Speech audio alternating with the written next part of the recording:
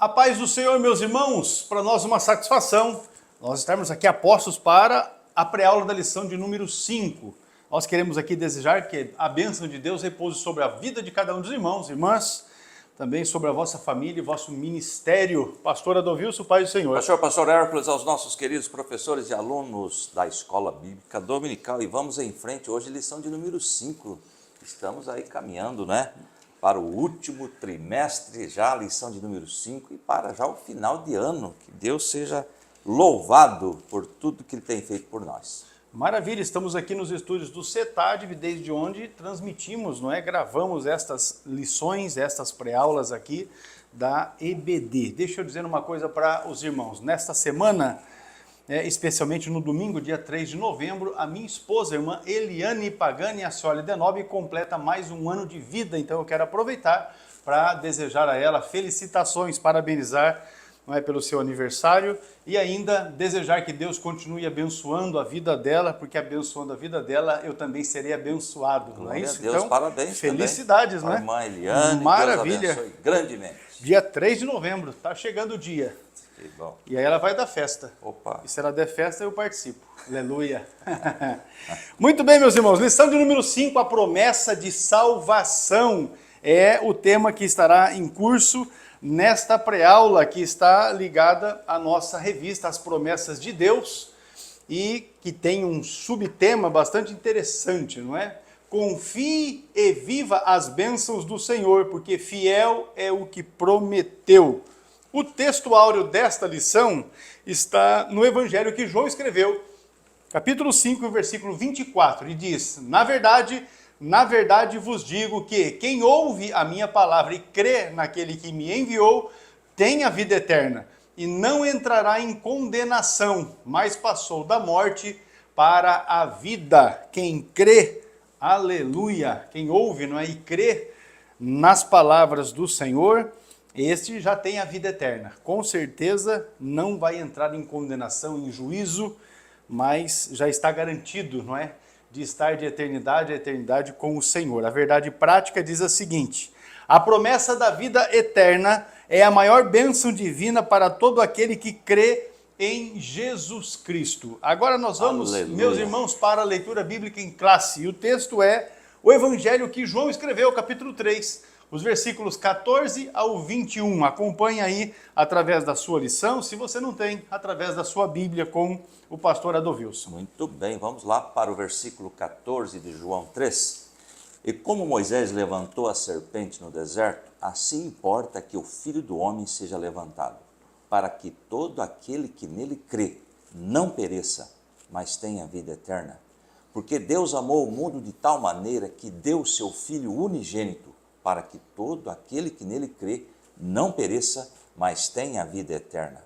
Porque Deus enviou seu Filho ao mundo, não para que condenasse o mundo, mas para que o mundo fosse salvo por ele.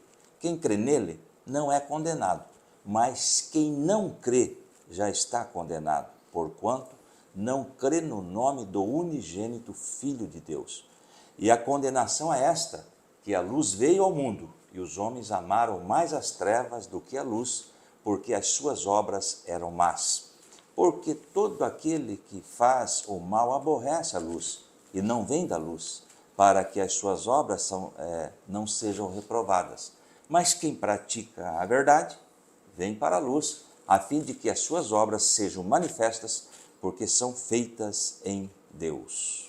Maravilha, este aí o conteúdo então da nossa leitura bíblica em classe. João capítulo 3, versículos 14 a 21. Esta lição, glória a Deus, ela tem 3 tópicos. O primeiro tópico fala a respeito da promessa da salvação. Então nós vamos objetivando aqui explicar biblicamente a promessa da salvação. Já o segundo tópico da lição, e você vai poder acompanhar comigo aí, diz a natureza da promessa da salvação. Então, objetivando esse segundo tópico, nós vamos explicar, mostrar a natureza da promessa que é a salvação em Cristo Jesus. Já o terceiro tópico fala a respeito de promessa e perseverança na salvação. Nesse sentido, então, nós vamos refletir a respeito da importância da promessa da salvação, bem como a perseverança nela, ou seja, a perseverança na salvação. Eu quero, irmãos, também passar aqui que a CPAD sugere para o devocional da Escola Dominical os hinos 277 e 39 e o 491.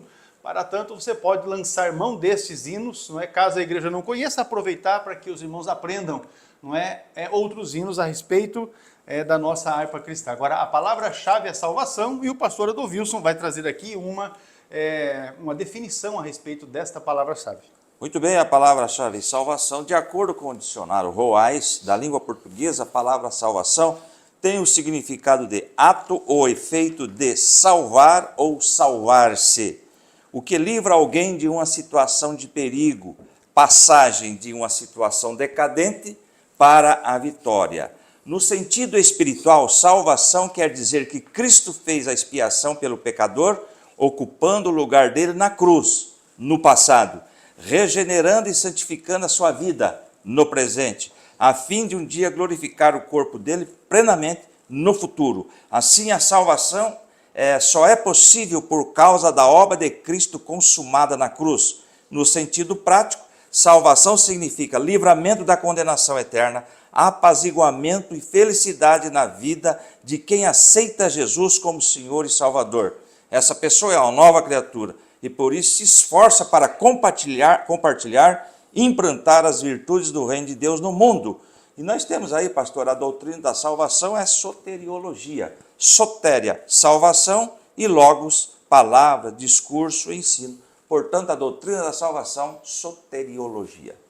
Muito bem, meus irmãos, essa definição da palavra-chave. Deixa eu dizer aqui, você que é aluno do CETADB, você pode lançar mão para estar preparando a sua lição ou para estar estudando a respeito dessa lição de 2 módulos dos cursos que nós ofertamos, né? O primeiro é o módulo de Teologia Sistemática 3, onde nós temos ali uma lição inteira que trata a respeito da doutrina, das doutrinas da salvação, porque a doutrina da salvação, ela não se restringe a um único aspecto, né? Aqui mesmo na revista, nós vamos estudar pelo menos 3 aspectos diferentes que diz respeito à salvação. Então, a respeito da soteriologia, nós temos o livro de Teologia Sistemática 3, mas também você pode lançar mão do módulo que é do curso médio, também está no nosso bacharel em teologia, que é tipologia bíblica, porque na leitura bíblica em classe, já começa dizendo assim, ó, como Moisés levantou a serpente no deserto, assim importa que o Filho do Homem seja levantado. Então, na tipologia, a serpente de bronze que Moisés levantou no deserto já apontava também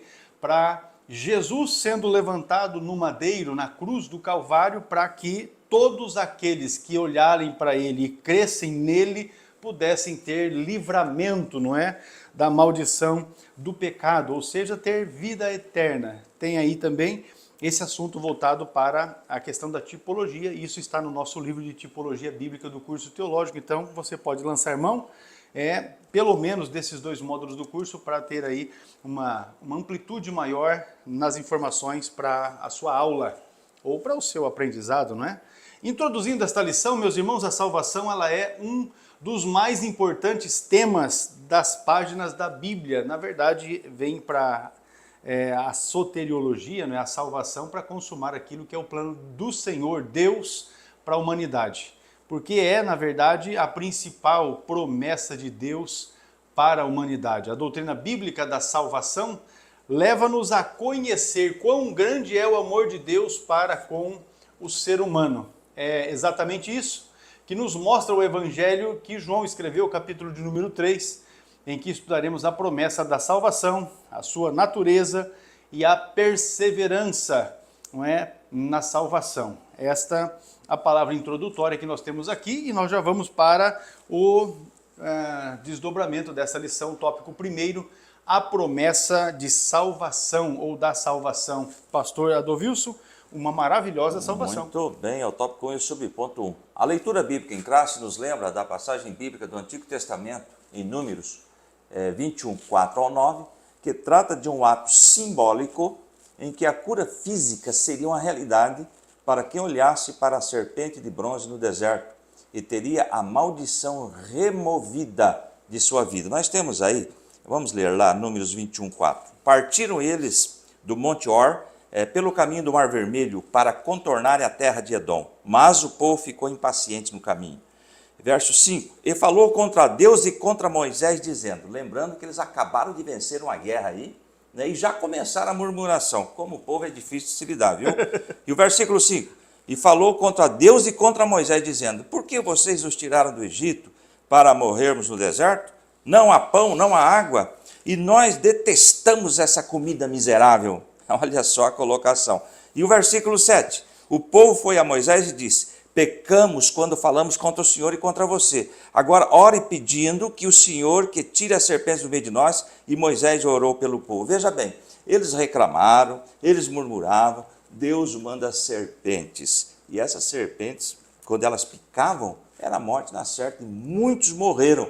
Aí no versículo 7, olha, pecamos, ore por nós, interceda por nós. E o versículo 8, então, o Senhor disse a Moisés, faça uma serpente e coloque no alto de um poste, uma serpente de bronze. Quem for mordido e olhar para ela, viverá. Veja bem aí que está apontando para Cristo na cruz do Calvário, que deveria ser levantado. E olha o versículo 9. Moisés fez então a serpente de bronze e a colocou num poste. Quando alguém era mordido por uma serpente e olhava para a serpente de bronze, permanecia vivo. É automático nós lembrarmos de Jesus na cruz do Calvário. Estávamos mortos pelo pecado.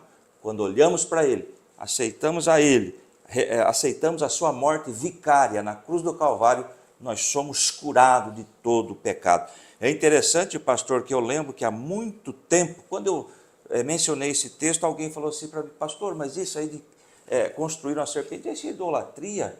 E eu falei, vamos ler lá, daí eu pesquisei, curiosidade sobre essa serpente. Olha o que aconteceu em 2 Reis 18 e versículo 4, uma ordem dada pelo rei Ezequias.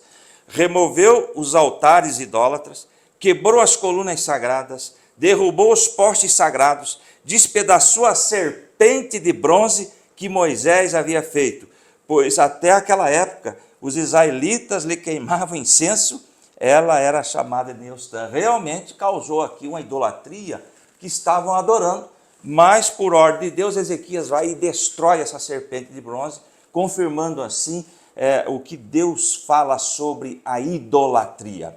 Continuando na lição, semelhantemente, o sacrifício de Jesus na cruz do Calvário proporciona redenção para a alma carente de salvação.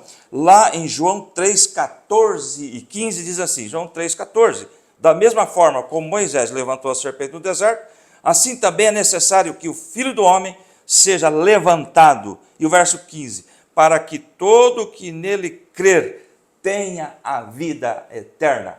Quando olhamos, aceitamos a morte de Cristo, aceitamos Jesus como Salvador, nós somos curados dessa lepra, deste mal que é o pecado. Continuando na lição. Dessa forma, o amor de Deus é revelado nas Escrituras de uma maneira que não se pode mensurar. Aliás, toda a Bíblia é resumida no amor de Deus para com a humanidade, ao ponto de entregar o seu único filho para salvar aquele que crê. Lá em João 3,16, porque Deus tanto amou o mundo que deu seu Filho unigênito, para que todo aquele que crer não pereça, mas tenha a vida eterna. Maravilha! Então aqui nós temos esta maravilhosa salvação sendo apresentada nesta tipologia, não é? Aí, pastor Elovilson, ainda tem ali um aspecto a respeito desta preciosa promessa, porque ela traz duas realidades. A primeira realidade, quem crê não será condenado. João 3 e 18. Eu escrevi aqui, fora da lição, crer é entender, confiar plenamente na obra redentora do Senhor Jesus Cristo e obedecê-lo em tudo. Então, isto é crer. E no original grego, eu trouxe aqui, crer envolve uma entrega total do corpo, alma e espírito, significa submeter-se aos ensinamentos de Cristo, ou seja, acreditar na palavra de Deus como verdadeira e lançar-se nela com todas as forças e com todo entendimento. Isto é crer, é se entregar a Ele. Louvado seja o nome de nosso Senhor e Salvador Jesus Cristo. Sim, de acordo, ainda esta lição, de acordo com a Bíblia, crer em Jesus Cristo é o caminho para a salvação, porque ele diz lá, eu sou o caminho, a verdade e a vida,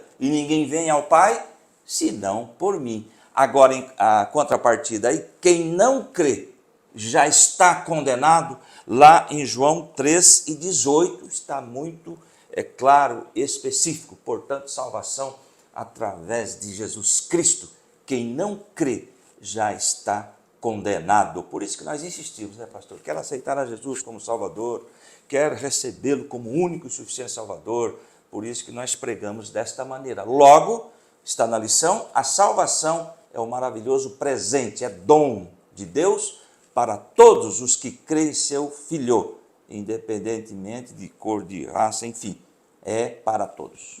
Pela graça sois salvos, Exato. mediante a fé, e isso não vem de vós, é dom de Deus. É um presente que Deus nos dá, não é isso? Agora, vamos aqui para o subponto 2, falando a respeito da obra de salvação. O Evangelho de João nos mostra que a obra de salvação é uma providência de Deus para salvar o ser humano de uma condenação eterna, desde o pecado cometido por Adão e Eva. Não é? Deus já estabeleceu um plano para o resgate de toda a humanidade, e este plano envolve Jesus Cristo de Nazaré sendo sacrificado em favor de todo mundo. No sentido geral, a palavra salvação vem do grego sotéria. Na definição da palavra-chave inicialmente da nossa aula de hoje, o pastor Adolvilson já trouxe uma definição a respeito da palavra, que esta sotéria traz o sentido de livramento de perigo e de ameaça. Veja o texto do Evangelho que Lucas escreveu, capítulo 1, os versículos aí, o 69 e também o 71, traz exatamente essa conotação.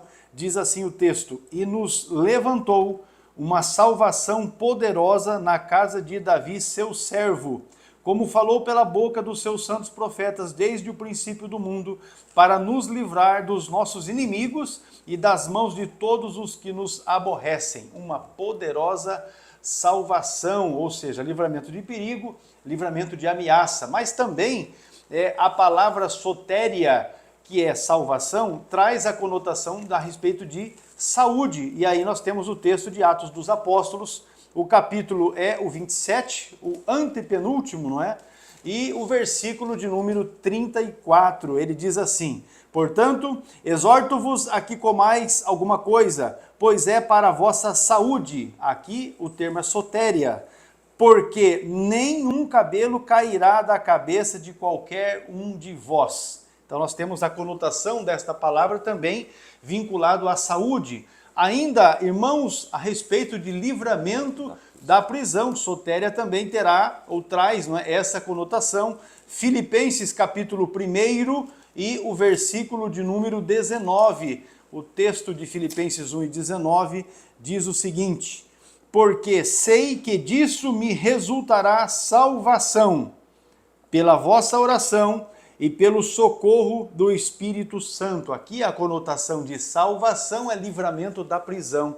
Também o texto de Hebreus, capítulo 11, onde esta mesma palavra já apresenta um outro aspecto, e ali é livramento do dilúvio. Veja Hebreus, capítulo de número 11, onde nós temos a galeria dos heróis da fé, não é? O versículo é o de número 7, e o versículo 7 diz o seguinte: pela fé Noé, divinamente avisado das coisas que ainda não se viam, temeu, e para salvação, ou seja, o livramento, né, do dilúvio, veja o texto, para a salvação da sua família, preparou a arca, pela qual condenou o mundo e foi feito herdeiro da justiça, que é segundo a fé. Então veja aí aspectos diferentes na Bíblia Sagrada, falando a respeito de sotéria, salvação.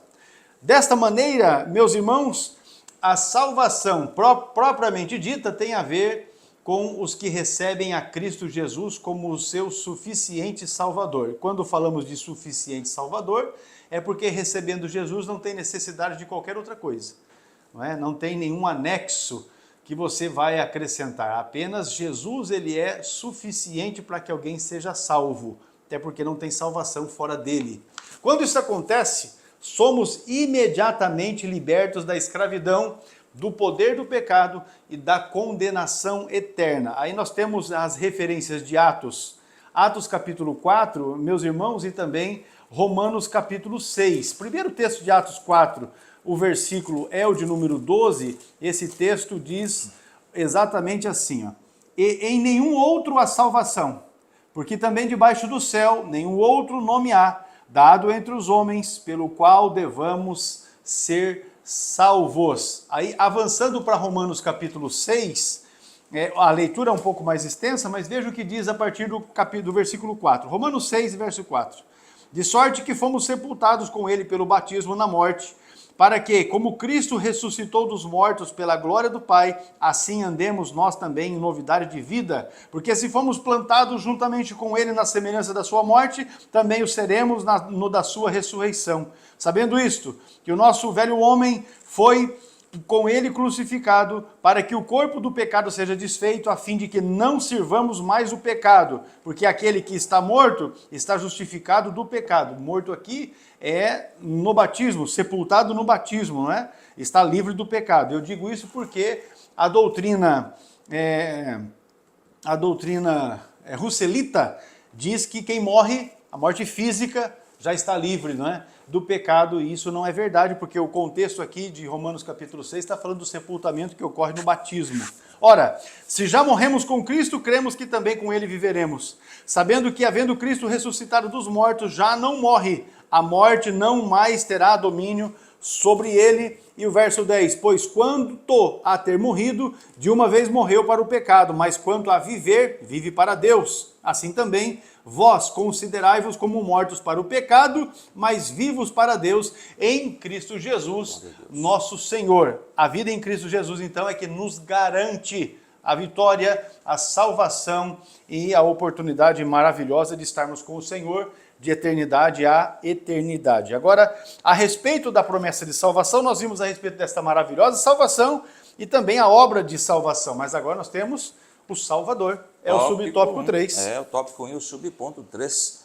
A obra de salvação tem como base a entrega do Filho de Deus como aquele que pagou o preço do pecado.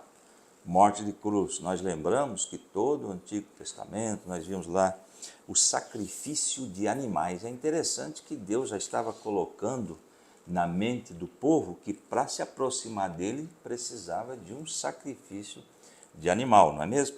E eu me lembro aqui da colocação quando João Batista viu Jesus, né? E ele falou assim, olha, quando ele viu pela primeira vez, eis o Cordeiro de Deus que tira o pecado do mundo. Ou seja, por isso que não fazemos mais sacrifício hoje, né, de animais. Jesus fez lá o sacrifício pela humanidade. Portanto, meus queridos, Jesus é o nosso Salvador. Como bem expressa o termo grego soter, salvador, libertador, preservador, conservador. Lá em Lucas 2:11 diz assim, hoje na cidade de Davi lhes nasceu o Salvador, aleluia, que é Cristo, o Senhor. E temos outra referência bíblica e também João 4:42. E disseram à mulher, agora cremos, não somente por causa do que você disse, pois nós mesmos ouvimos e sabemos que este é realmente o Salvador do mundo. São pessoas que a mulher samaritana foi lá comunicar, olha, eu conversei com ele, louvado seja o nome do Senhor. E também temos aí Atos capítulo 5 e o versículo 31, Deus o exaltou colocando-o à sua direita como príncipe e salvador para dar a Israel arrependimento e perdão dos pecados. Está aí em foco Jesus como Salvador. Lá em 2 Pedro 1:11, e assim vocês estarão ricamente providos quando entrarem no reino eterno de nosso Senhor e Salvador Jesus Cristo. Então temos essa referência aí de Jesus como nosso Salvador. Assim sendo, o Evangelho de João nos revela que todo ser humano foi corrompido pelo pecado e por isso precisa de um Salvador. Esse Salvador, revelado em João 3:16 e 17, nos garante a gloriosa promessa de salvação, que é o assunto desta aula. Todo aquele que crê não pereça, mas tenha a vida eterna. E Jesus falou, meus irmãos, está falado, crer em Jesus para ter a vida eterna. Quem se arrepende, crê e permanece em Jesus, jamais perecerá eternamente. Eu achei interessante esta palavra aqui. Quem crê, se arrepende, crê e permanece. Tem que se arrepender, porque aquele que se arrepende, confessa e deixa, alcança misericórdia, não é? Tem que se arrepender, tem que crer e permanecer. Nós vamos ver isso mais adiante agora. Em Jesus jamais perecerá eternamente, tá bom? Muito bem, olha só, concluindo aqui então, o primeiro tópico da nossa lição: a salvação é um precioso presente de Deus para todos os que creem em seu Filho. Nós queremos aqui dizer para você que, se você não está inscrito no nosso canal, aproveite esse intervalo que nós vamos ter aqui agora, se inscreva, ative as notificações e acompanhe tudo aquilo que nós temos produzido de estudo bíblico e de teologia aqui no canal do CETADB. Seja muito bem-vindo para estar conosco e aqui crescermos juntos na graça e no conhecimento de nosso Senhor e Salvador Jesus Cristo. Nós vamos para um breve intervalo e já vamos retornar na sequência. E retornando, vamos estar falando a respeito da natureza da promessa de salvação. Já voltamos.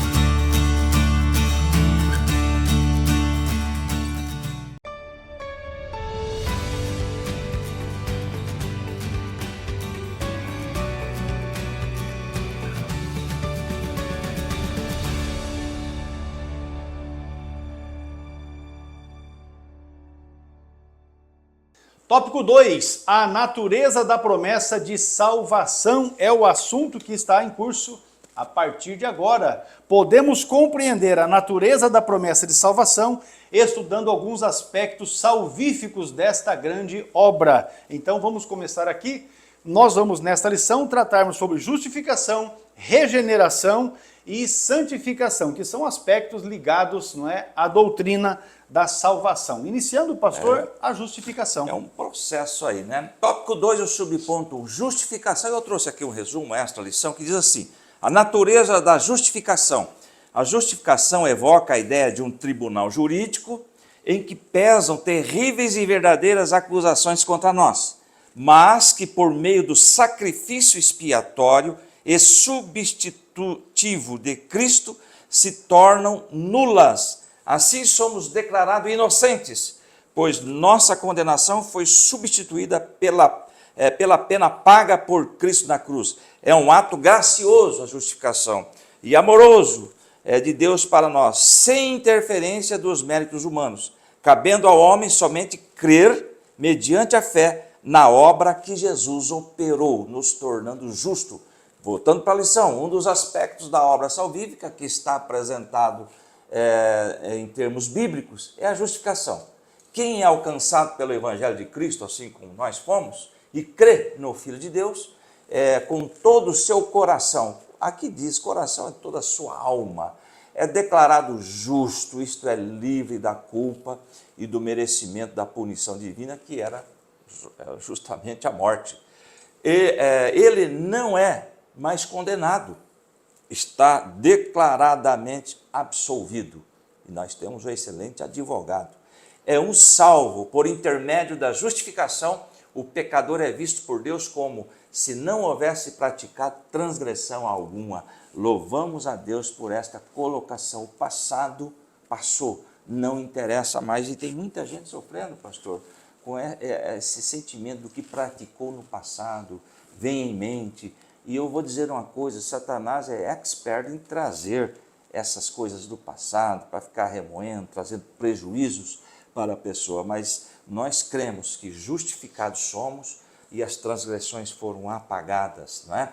Dessa forma, fomos justificados e por isso temos plena paz com Deus por intermédio de nosso Senhor e Salvador Jesus Cristo, lá em Romanos capítulo 5, verso 1. A respeito da justificação, irmãos, olha só o texto de Romanos 4, 25, ele diz assim, ó, o qual, por nossos pecados foi entregue e ressuscitou para a nossa justificação. Aleluia. Então, para que possamos ser tidos como justos diante de Deus, não há outro meio a não ser Jesus Cristo.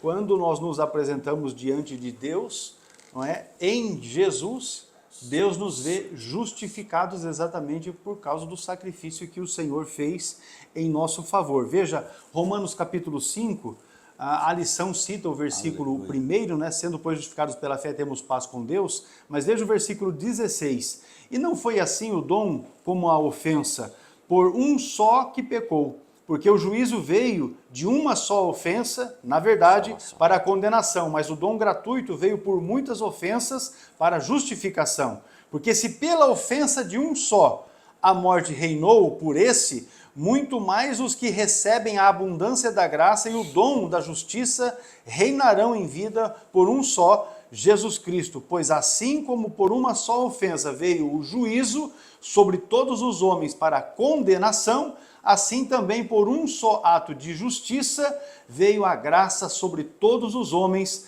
para a justificação de vida. Então, a condenação veio pela ofensa de um só, Adão, mas a graça de Deus, o dom de Deus, Jesus Cristo de Nazaré, é que proporciona para nós exatamente a condição de sermos justificados diante de Deus. Agora, o subponto 2 trata de um outro aspecto da salvação, que é a regeneração.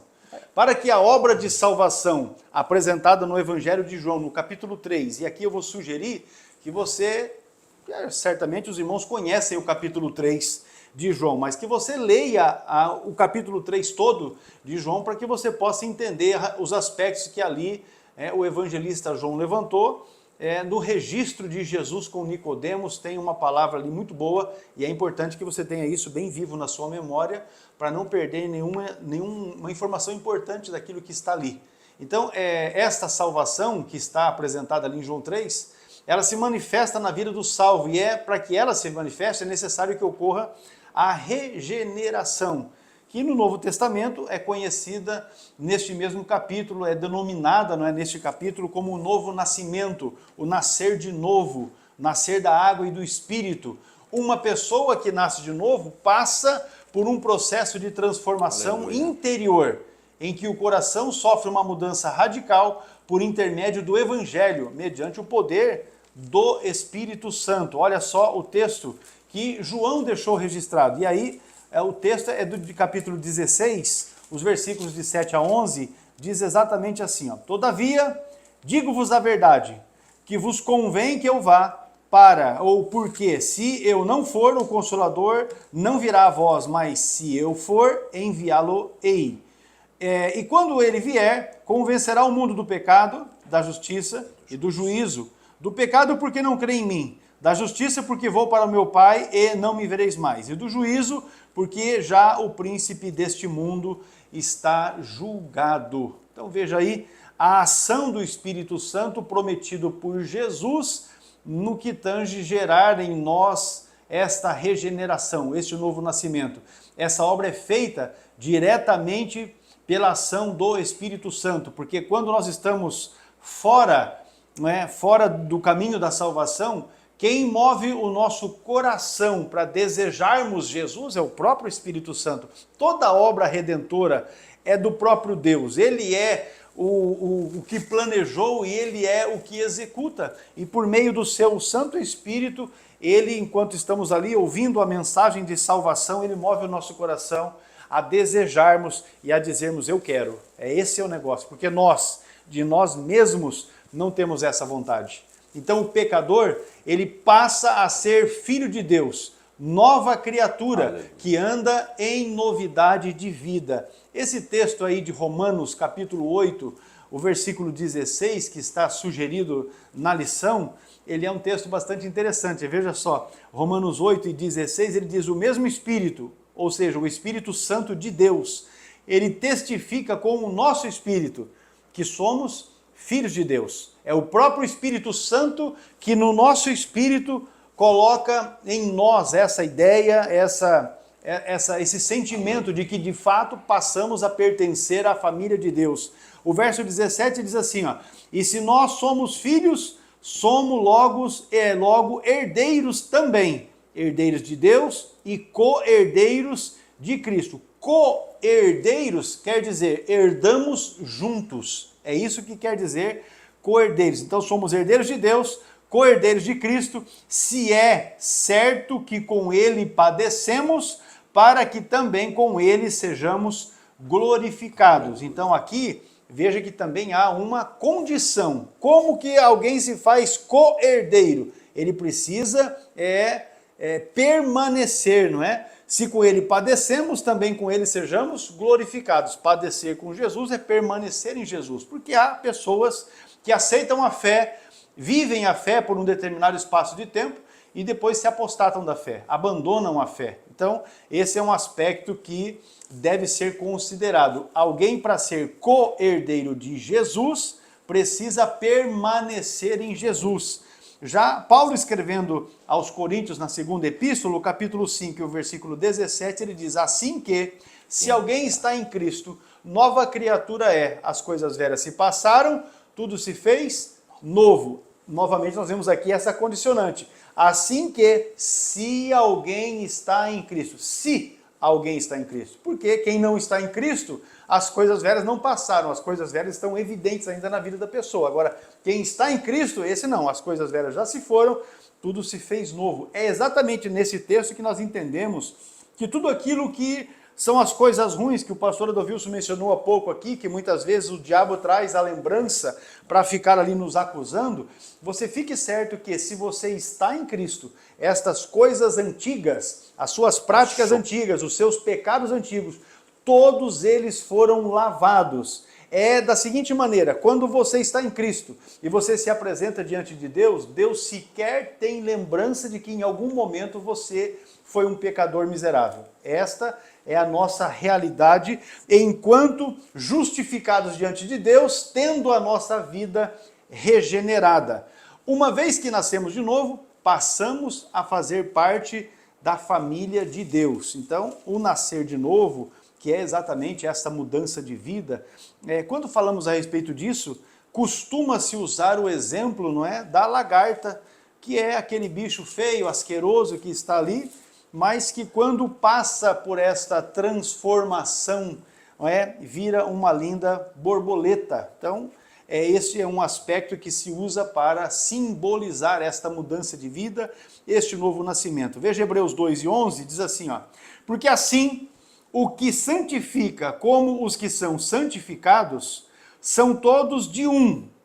Quem santifica é o Senhor, e os que são santificados somos nós. São todos de um, diz o texto, por cuja causa não se envergonha de lhes chamar irmãos. Então, uma vez que você foi justificado diante de Deus, está experimentando esse novo nascimento, a regeneração da sua vida, então agora, meus irmãos, nós, juntamente com o que santifica, o próprio Deus, somos todos irmãos. Por isso que quando nós encontramos alguém que é da igreja, a gente fala, ô irmão, temos o prazer de dizer ô irmão. Agora, quando você vê uma pessoa que está meio lá, meio cá, o cara está meio lá, meio cá, não sabe muito bem ainda se é crente, se não é, se quer ser, se não quer, está meio tico-tico no fubá, quando você chama ele de irmão, ele baixa a cabeça assim, faz de conta que não é com ele, segue a vida, mas, veja, devemos estar ligados neste aspecto. Então, regeneração, novo nascimento, vida com Cristo, agora somos irmãos. Por fim, o terceiro aspecto aqui que nós vamos ver a respeito da natureza da promessa de salvação é exatamente a santificação, e aqui tem bastante questão. Exatamente, é o tópico 2 e o subponto 3, você que está com a sua lição, santificação. Antes de entrarmos aí na nossa lição, eu trouxe um comentário. Santificação é um processo pelo qual o crente se afasta, ou seja, se separa do pecado para viver uma vida inteiramente consagrada a Deus. E quando ele faz isso, ele desenvolve nele a imagem de Cristo, o caráter de Cristo. Isso é santificação. Santificação é separação, não é? Agora, voltando para a lição, a santificação é um aspecto da salvação como resultado da obra do Calvário de nosso Senhor e Salvador Jesus Cristo. Agora, veja bem, em primeiro lugar, por meio da justificação, que nós já vimos, da regeneração, agora somos santificados. Veja bem aí a sequência. Por Deus, de maneira posicional, ou seja, imediatamente, né? Nos afastamos das coisas que não traz nenhum benefício espiritual, não acompanhamos nada que não traga nenhum resultado positivo à nossa vida. Nos afastamos de tudo que não presta, mas isso é orientado pelo Espírito de Deus, viu? Essa separação. Agora, veja bem, e é interessante, pastor, que lá em Hebreus 12, 14, diz assim, ó, segui a paz com todos e a santificação, sem a qual ninguém verá o Senhor Jesus. Veja bem como é importante esse aspecto aí da salvação. Em primeiro lugar, por meio da justificação e da regeneração, então nós comentamos sobre isso, vem a maneira posicional, ou seja, imediatamente. Em segundo lugar, somos santificados de maneira progressiva por meio do relacionamento com Cristo. Ninguém é vaso perfeito. Ninguém é vaso perfeito. Nós estamos sendo moldados dioturnamente, como diz ali a lição, progressivamente através da palavra do Senhor. Chegaremos à perfeição, sim. No dia do arrebatamento da igreja, aí seremos vaso perfeito. Enquanto aqui na terra, estamos sendo trabalhados, não é? Forjados. Cada dia. Como nós falamos na aula passada. Esse processo ocorrerá até o advento da nossa glorificação final por ocasião da transformação de nosso corpo no advento do arrebatamento da igreja, pois teremos um corpo semelhante ao de Jesus ressurreto. Filipenses 3:21 diz lá, pelo poder que o capacita a colocar todas as coisas debaixo do seu domínio, ele transformará os nossos corpos humilhados para serem semelhantes ao seu corpo glorioso. Aí sim nós estaremos aí num outro patamar, não é mesmo? Portanto, a obra da salvação exposta no Evangelho de João é completa, mas não se esqueça disso. Não existe pessoa perfeita, nós estamos sendo trabalhados diuturnamente, por isso que nós devemos estar aí, na escola bíblica dominical, nos cultos de ensino, estudando a palavra de Deus, fazendo curso, que através da palavra a santificação vai nos aprimorando cada dia mais e queremos nos esforçar para entender a vontade de Deus para nossas vidas, o caráter que Deus requer de nós enquanto na terra, não é, pastor? Que são produzidos pelo Espírito Santo.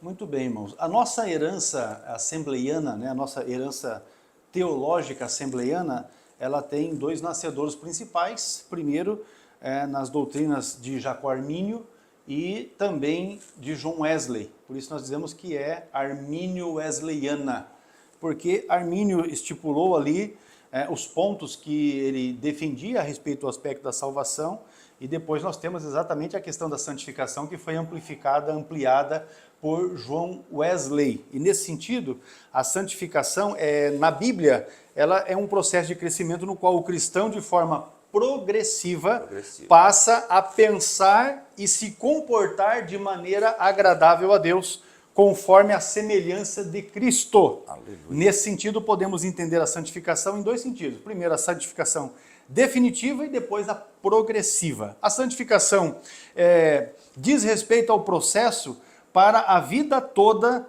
e também de tornar-se como Jesus, ou seja, o indivíduo está vivendo a sua vida cristã e o objetivo que ele tem é de se tornar como Jesus, fazer como Jesus fez, andar como Jesus andou, falar como Jesus falou, tratar como Jesus tratou, se relacionar como Jesus se relacionou. Para isso, a santificação. Por exemplo, aí eu destaquei aqui alguns aspectos. Olhar para as meninas da mesma maneira como ele olhou para elas.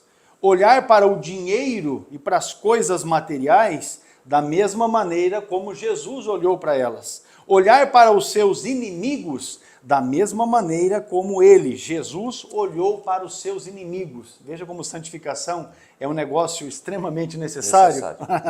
Agora veja a respeito da nossa a definição aqui da santificação, que quando ela é definitiva, diz respeito à libertação instantânea do domínio do pecado na vida do recém-convertido, que é atraído pela graça de Deus. Neste momento, que ele é automaticamente transportado por Deus das trevas para a luz. Deixa eu fazer uma marcação aqui na Bíblia, para nós lermos esse texto. Colossenses é o texto, capítulo 1, e o versículo é o de número 13, ele diz bem assim, ó: Ele nos tirou da potestade das trevas e nos transportou para o reino do Filho do seu amor. Isso acontece no instante em que o indivíduo recebe a Jesus na sua vida. Por isso nós dizemos que este processo é a santificação definitiva.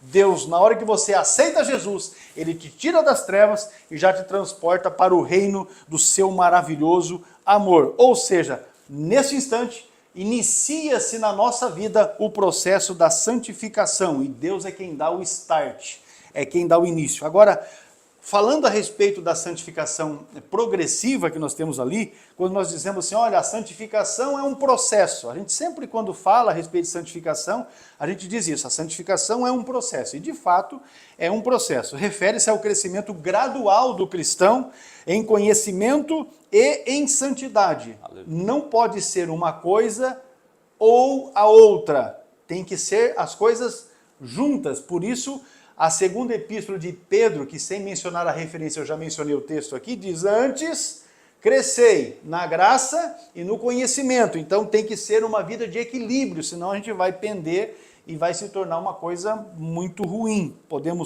Se pendermos apenas para o lado da letra, do conhecimento, podemos nos tornar formalistas demais. Não é? E aí a coisa também não deve tomar esse rumo nas nossas vidas. E aí nós vamos verificar então que deve ser gradual em conhecimento e em santidade, uma vez que, tendo sido regenerado por Deus, ele agora pode progredir em santidade, tanto em seus pensamentos quanto em suas ações. Eu deixei marcado aqui exatamente o texto de João 3, os versículos 6 e 7, que diz assim: o que é nascido da carne é carne, o que é nascido do Espírito é Espírito. Não te maravilhes de ter dito, necessário vos é nascer de novo. Essa a ideia que nós temos então aqui de uma santificação num processo ou progressiva. Vamos entender aqui, por isso que a exortação do apóstolo Paulo faz sentido. Veja Romanos capítulo 6, e aqui eu já vou encerrar esse adendo, né? Romanos 6, os versículos 12 e 13, diz assim, ó: não reine, portanto, o pecado em vosso corpo mortal, para lhe obedecerdes em suas concupiscências, ou seja, nos seus desejos desenfreados. Nem tampouco apresenteis os vossos membros ao pecado por instrumentos de iniquidade, mas apresentai-vos a Deus como vivos dentre os mortos, e os vossos membros a Deus como instrumentos de justiça. É a orientação que o apóstolo Paulo dá. Ele está escrevendo para a igreja em Roma, e ele está dizendo para esses irmãos que os irmãos devem viver ou estarem ali neste processo de santificação de tal forma que o pecado não reine. Vamos pecar? Haverá momentos em que vamos pecar? Haverá momentos que iremos pecar, mas nós não vamos nunca mais vivermos debaixo do domínio do pecado, porque Cristo já nos resgatou de lá. Ele nos tirou das trevas e nos transportou para o reino do seu amor. Com isso, nós encerramos aqui essa questão a respeito da santificação. Então, podemos compreender a natureza da promessa da salvação estudando esses três aspectos, principalmente esses três aspectos salvíficos da grande obra de salvação. E aqui tratamos a respeito da justificação, da regeneração e da santificação. Eu quero dizer para os irmãos que a obra da salvação não se resume apenas a esses três aspectos. Existem outras questões ligadas também à salvação, mas que não é próprio para esta lição aqui. Mas eu vou dizer para você, se você quer estudar e se aprofundar a respeito desse tema, inclusive, você pode se inscrever para ser aluno do CETADV e com isso você vai ter condições de ampliar os seus conhecimentos nesse sentido. Agora nós vamos para o intervalo, fique atento ao recado que nós vamos dar aí e nós vamos voltar. E retornando, nós vamos falar a respeito da promessa e perseverança na salvação, porque há a salvação, mas se você não perseverar, não ficar firme ali, você pode perder a salvação. Já voltamos para falar a respeito disso.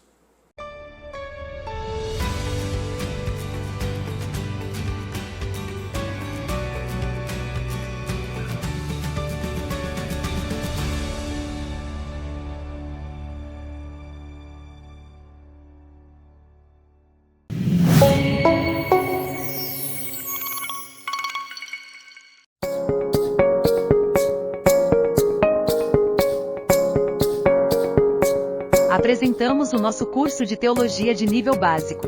Uma jornada de conhecimento ministerial. Composta por 17 matérias cuidadosamente selecionadas. Nosso curso foi projetado para proporcionar aos alunos uma base sólida e profunda em fundamentos doutrinários bíblicos e pentecostais. O objetivo do nosso curso básico é estruturar o conhecimento de nossos alunos de forma organizada e compreensível. Através das páginas da Bíblia, desvendamos as verdades eternas que moldam a nossa fé. Cada matéria e cada lição estudada é uma pedra preciosa que construirá uma estrutura de fé e conhecimento inabalável. Através do estudo e das orientações de nossos professores nas videoaulas, você ganhará uma compreensão mais profunda da palavra e do seu ministério. Ao concluir este curso, você estará preparado não apenas com conhecimento teológico sólido, mas também com a confiança e a sabedoria necessária para desempenhar um papel significativo em seu ministério. Junte-se a nós e comece a construir sua base de fé e conhecimento, fortalecendo-se para servir e liderar com propósito. Curso básico em teologia onde a fé se encontra com o entendimento, e o ministério é moldado por verdades sólidas e pentecostais.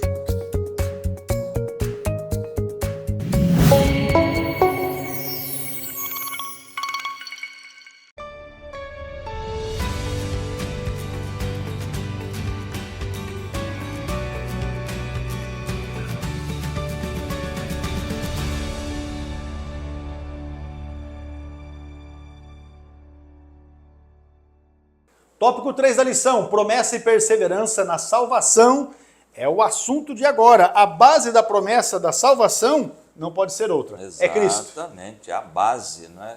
Tópico 3 e o subponto 1.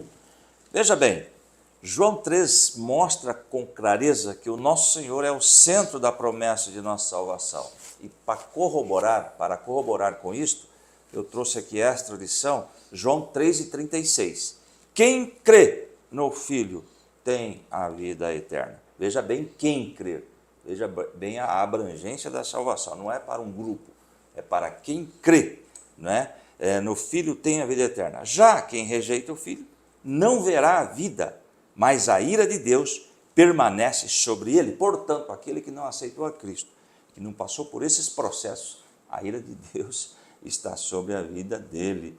Vamos aqui para a lição. Deus escolheu um povo dentre pessoas pecadoras que se arrependeram e creram em Jesus Cristo como Senhor e Salvador. Efésios 1:4, porque Deus nos escolheu neles antes da criação do mundo para sermos santos e irrepreensíveis em sua presença. Ou seja, o projeto de redenção do ser humano, né, através de Cristo, já é no eterno passado aí, tá certo? Agora veja bem, segundo Tessalonicenses também temos aí, no capítulo 2, versículo 13 e 14. O versículo 13 diz assim: mas nós devemos sempre dar graças a Deus por vocês, irmãos amados pelo Senhor, porque desde o princípio Deus os escolheu para serem salvos, mediante a obra salvífica do Espírito, com E maiúsculo, e a fé na verdade. E o versículo 14 diz assim: ele nos chamou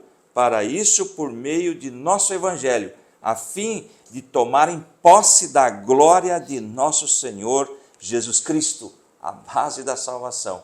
Ele nos escolheu através de Jesus Cristo na cruz do Calvário.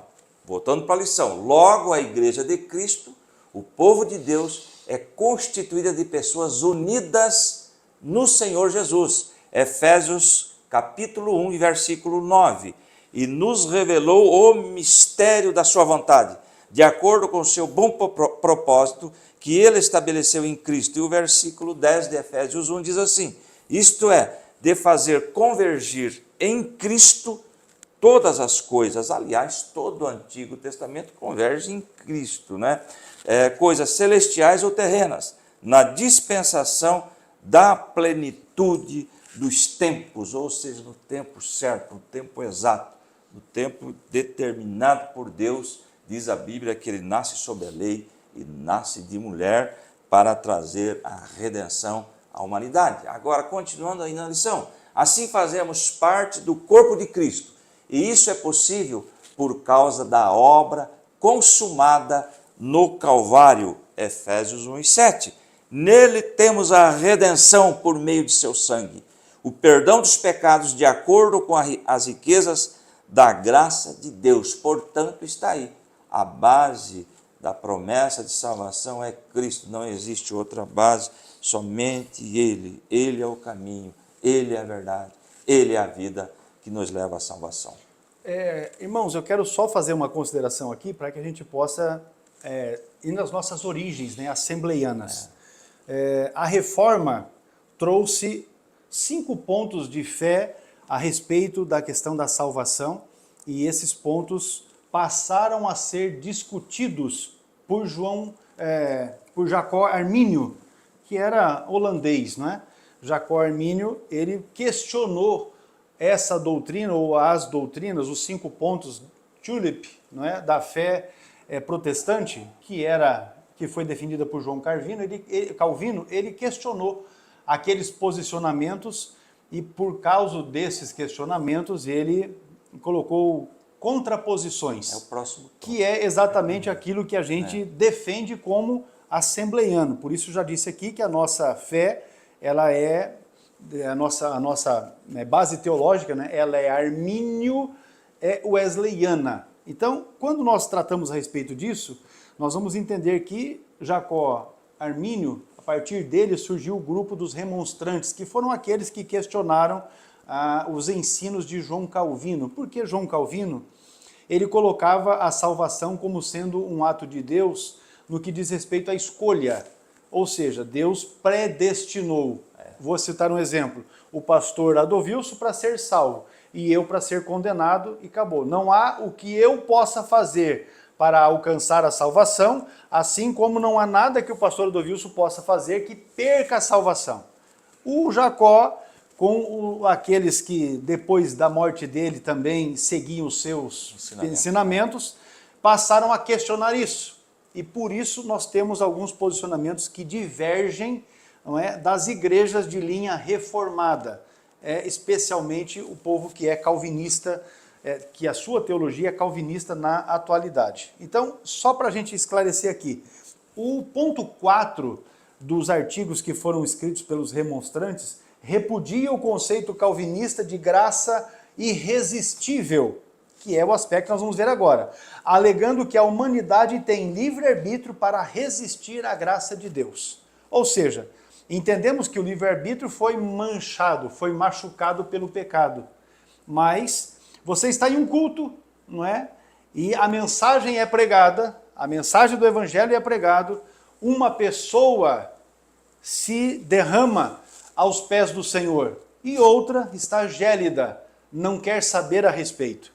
E aí nós entendemos exatamente nesse sentido o livre-arbítrio. Um deseja profundamente que Jesus Cristo entre na sua vida e mude a sua vida. O outro está fazendo pouco caso para a obra redentora de Jesus. E isso quer dizer, isso está relacionado com o livre-arbítrio. A maneira como as pessoas têm a condição de decidirem ou não.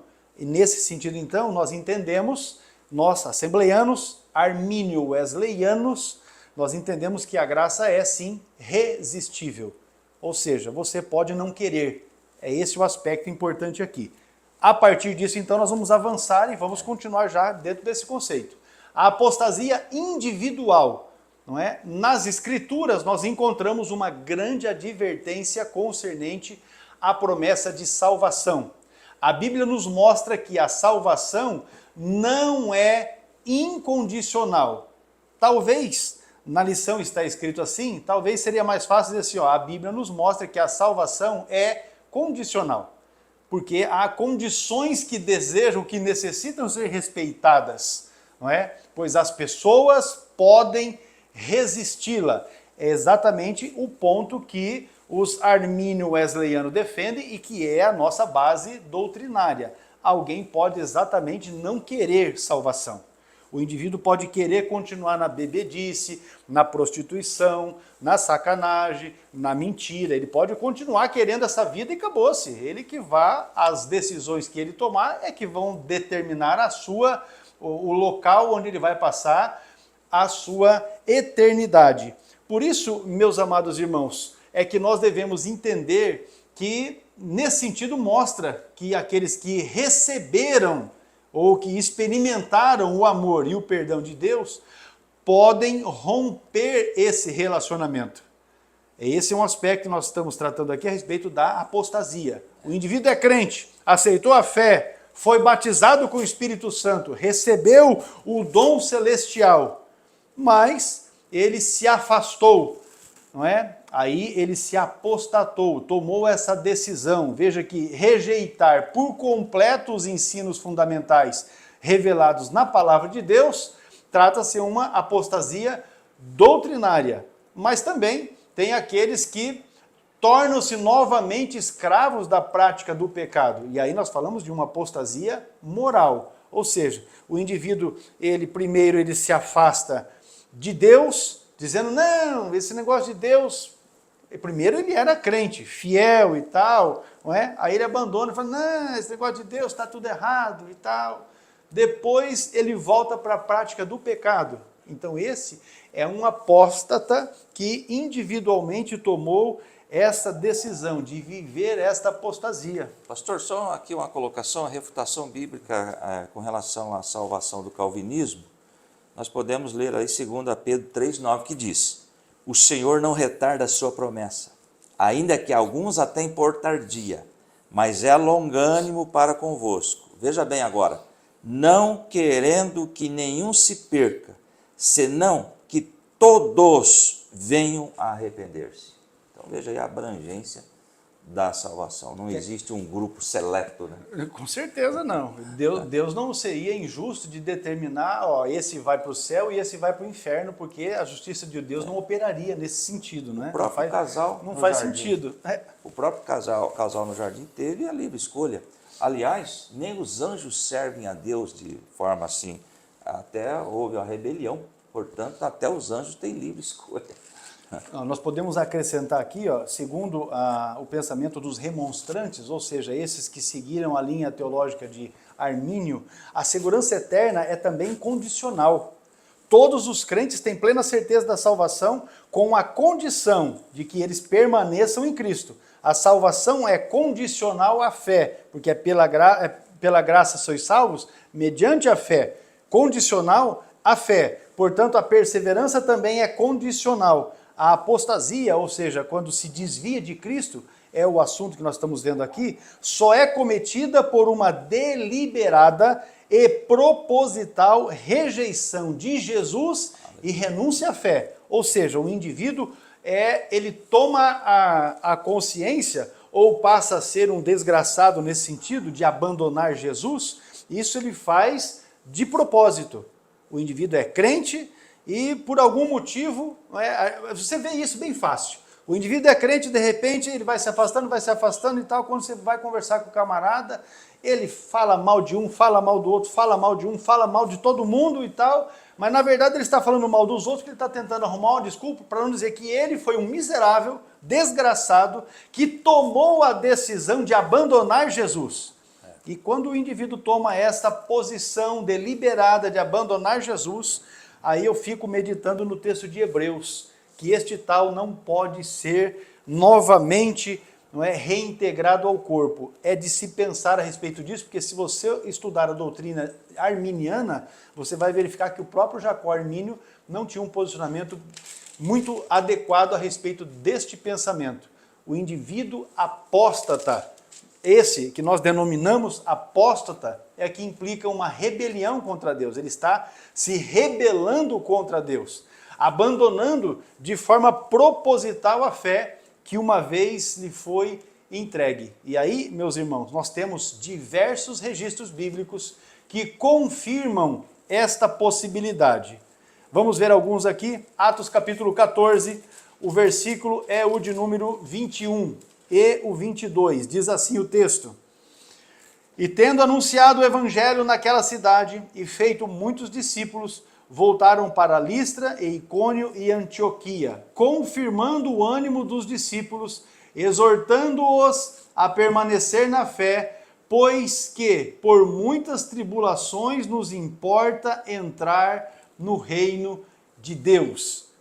Então nós temos aqui, irmãos, este exemplo, não é, de que os apóstolos estiveram ali e confirmaram. Eles estavam, na verdade, incentivando, vamos colocar assim ainda, a palavra, como fazendo com que o povo se recobrasse ânimo, porque em meio a muitas dificuldades é que eles deveriam permanecer firmes na fé. Aí você avança para os escritos de Paulo a Timóteo. É sempre importante dizer, Paulo escrevendo para Timóteo, que foi um jovem obreiro que ele, o apóstolo Paulo, colocou no ministério, não é? Levou consigo, inclusive na sua segunda viagem missionária.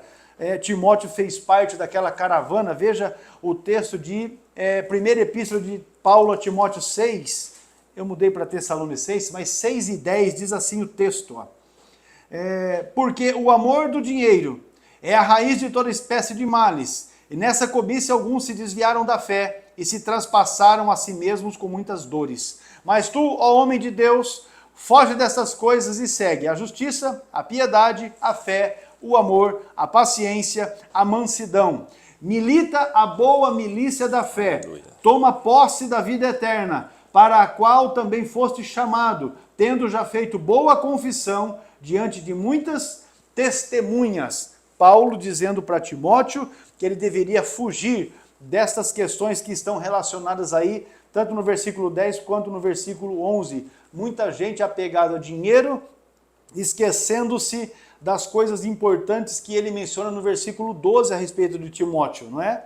Tendo já feito boa confissão diante de muitas testemunhas. Por fim, Hebreus capítulo 2 também nos traz aqui e faz, né, uma alusão a este pensamento, a esse sentido da lição. Hebreus 2 e os versículos de 1 a 3. Portanto, convém-nos atentar com mais diligência para as coisas que já temos ouvido, para que, em tempo algum, nos desviemos delas. Porque se a palavra falada pelos anjos permaneceu firme, e toda a transgressão e desobediência recebeu a sua retribuição, como escaparemos nós, se não atentarmos para uma tão grande salvação, a qual, começando a ser anunciada pelo Senhor, foi-nos depois confirmadas pelos que a ouviram? Então veja a maneira como o escritor aos Hebreus está também insistindo para que tenhamos cuidado, para que não desviemos da verdade.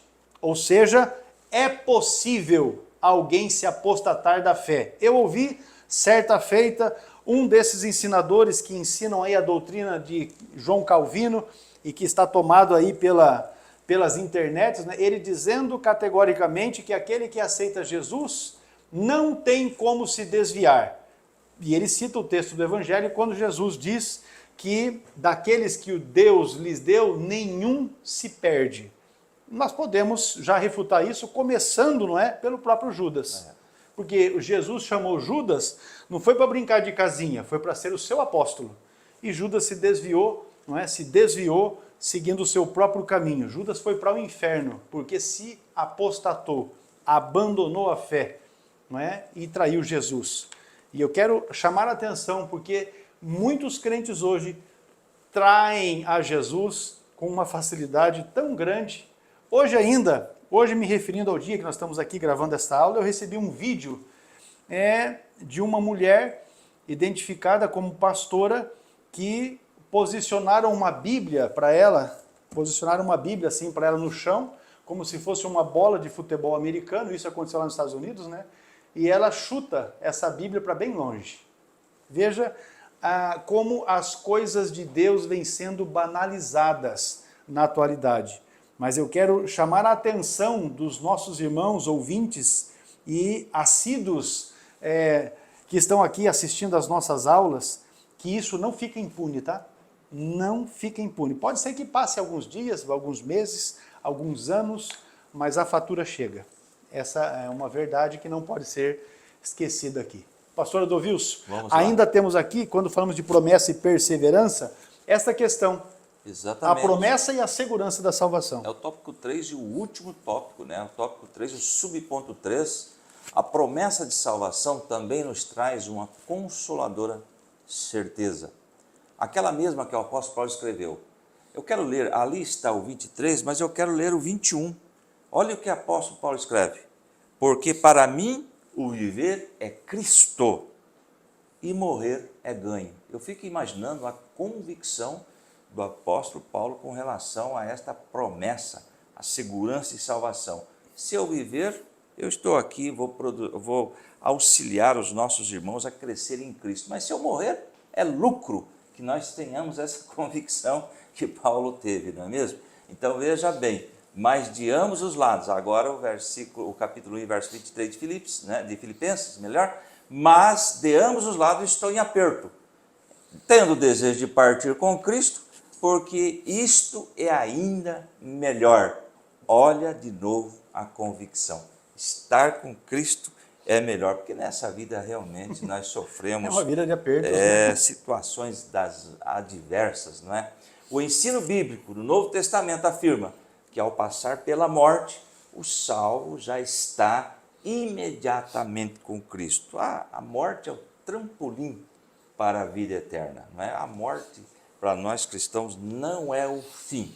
Assim, os que creem em Cristo se submetem a Ele, a Cristo, como seu Senhor, e mediante um relacionamento pessoal com Cristo, estão definitivamente seguros para a vida eterna. Lá em 1 João 5:13, escrevi-lhe estas coisas a vocês, que creem no nome do Filho de Deus, para que vocês saibam que têm a vida eterna. Então veja bem a segurança da salvação daquele que aceitou a Cristo como Salvador, se afasta desse mundão, é justificado, ou é a pessoa que anda em santidade.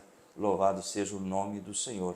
É a certeza e a segurança da salvação que nós temos. Muito bem, amados irmãos, o nosso Senhor Jesus Cristo é o centro da promessa da nossa salvação. Concluindo aqui, vamos falar sobre expiação ilimitada, que também em alguns momentos é chamada de expiação geral ou ainda de expiação universal. É a doutrina majoritária do cristianismo protestante. Esta normalmente é associada com os cristãos que não são calvinistas. A doutrina declara que Jesus morreu como uma propiciação para o benefício da humanidade sem exceção. A expiação destina-se a todos. Jesus morreu por todas as pessoas, preste atenção nisso. A expiação destina-se a todos. Jesus morreu por todas as pessoas, ou para que todas as pessoas. Também Jesus atrai todos a si mesmo, e todas as pessoas têm oportunidade de se salvarem pela fé. Indistintamente. Pode ser o indivíduo da pior espécie, o maior criminoso, o maior bandido, o maior assassino, a pessoa com a sua vida moral mais contaminada possível. Se este indivíduo se aproximar do Senhor pela fé, ele vai ser salvo. Mas tem aquele bonzinho e tal.